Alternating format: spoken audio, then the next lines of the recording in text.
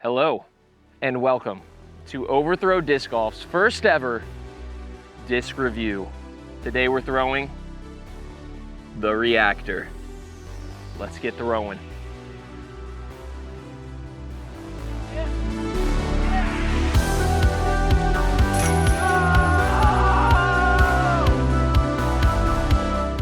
All right, today we're gonna take a closer look at the Reactor, more specifically the Glow Reactor. This is our Overthrow custom designed run. Take a look at it. It's beautiful. And according to MVP, this is a 5.5, -0.5, 1.5. And taking a look at trydisc.com, some other similar discs are the Pathfinder, ADAX, Rift, Hex, Mustang, M3, Supra, but I'm gonna be honest with you guys, I think this thing is actually more similar to a Discraft Buzz than it is to a Pathfinder or a Hex. Don't just take my word for it. Let's get out there, start throwing this, and see what type of flights we can get out of it. Here comes the Noodle Arm.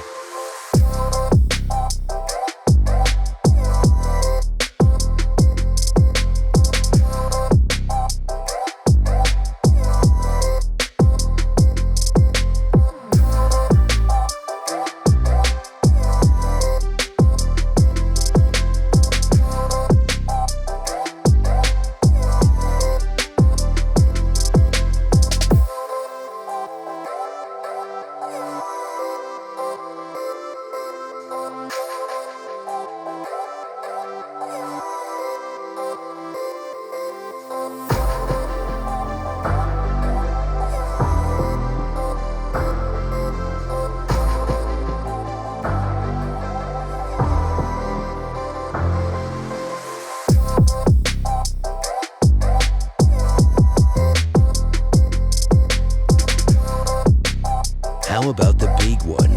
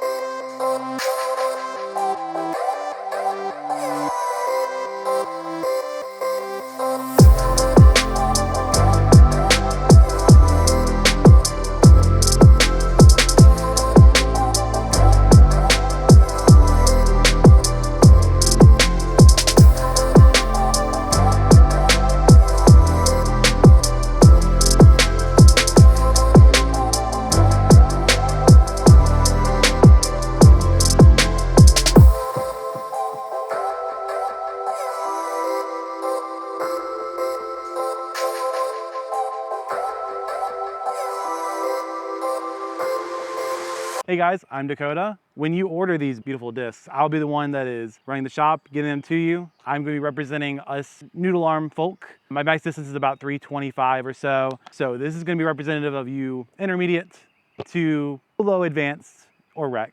So I'm going to be starting on hole 2 at Sandusky. This is a pretty simple hyzer shot, keeping it left, but there's a river on the left side of it. So I want something that I can push straight and it's gonna dump out without skipping up too much and ending up in the river. So let's give her a shot.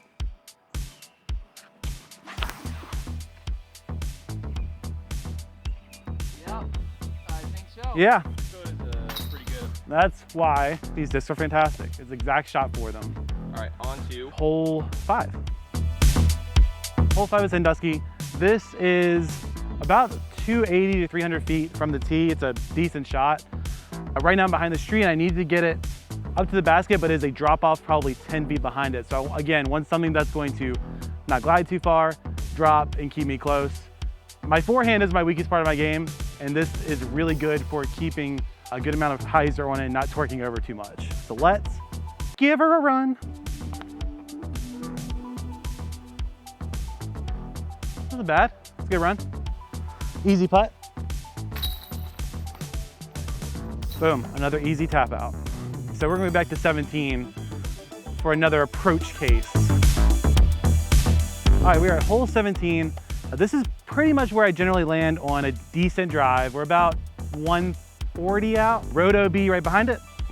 And I'm just gonna put this up on a nice hyzer, let it just glide back and hit into the hill without giving it too much chance to go out of bounds.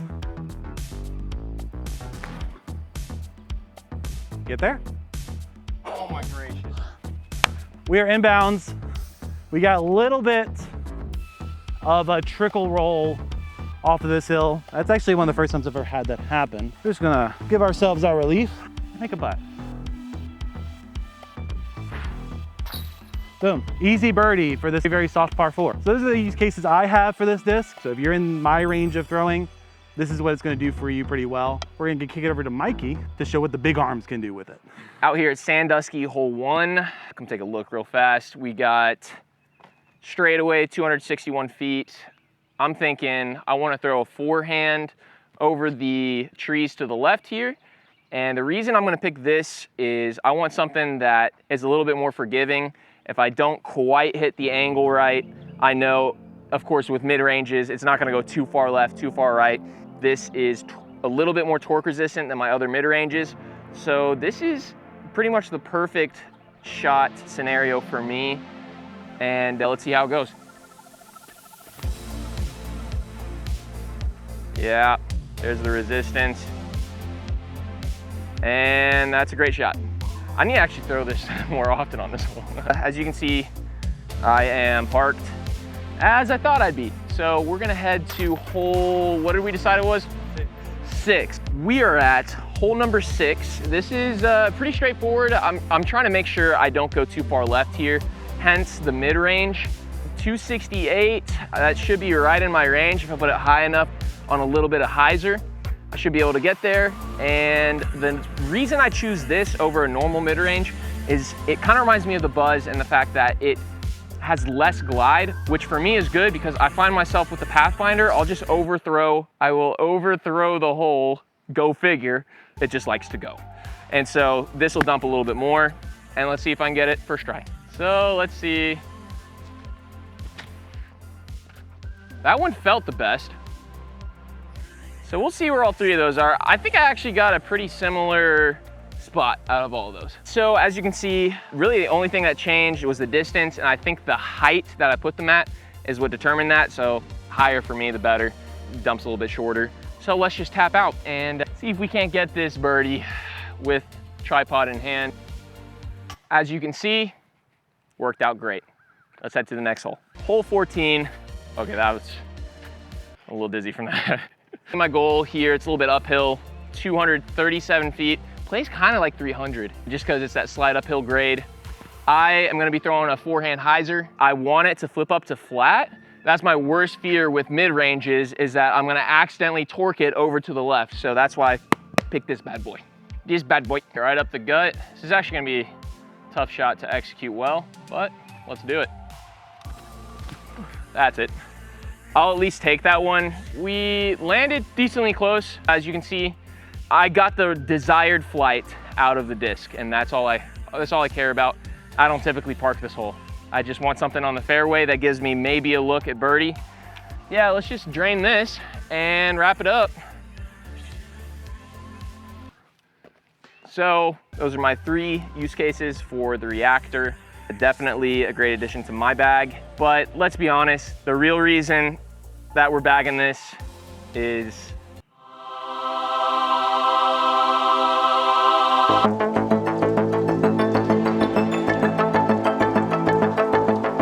all right, so a little chalk talk surrounding the Reactor and similar discs. So you find something like the Pathfinder that flies very similar to the Reactor, stable. The difference with the Reactor being that it has a little less glide. Why would you bag both? Let me give you 2 use cases where I think that the shot shape dictates having something with a little less glide at the end of the flight. So first use case here is hole 12 Sandusky. You've got to hit this gap and go right. So a lot of people will use a forehand that dumps right.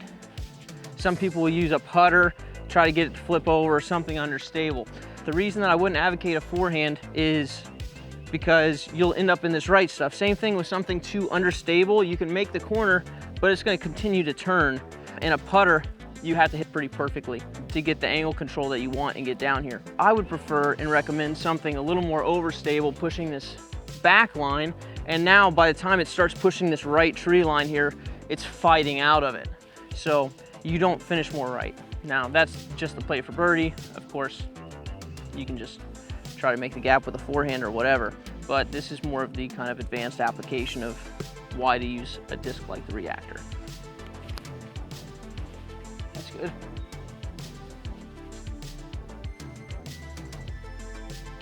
Hey, that was good, huh?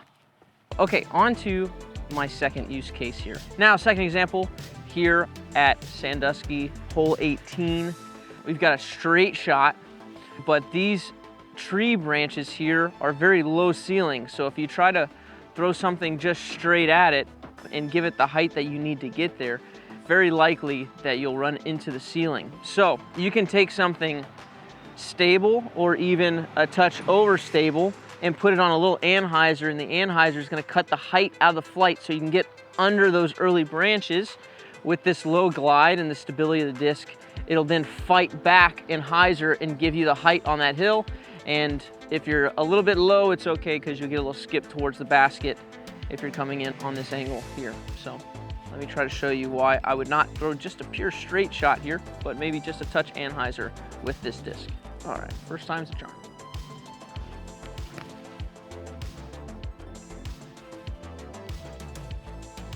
Success. Now all you gotta do is make the putt. I'm just joking.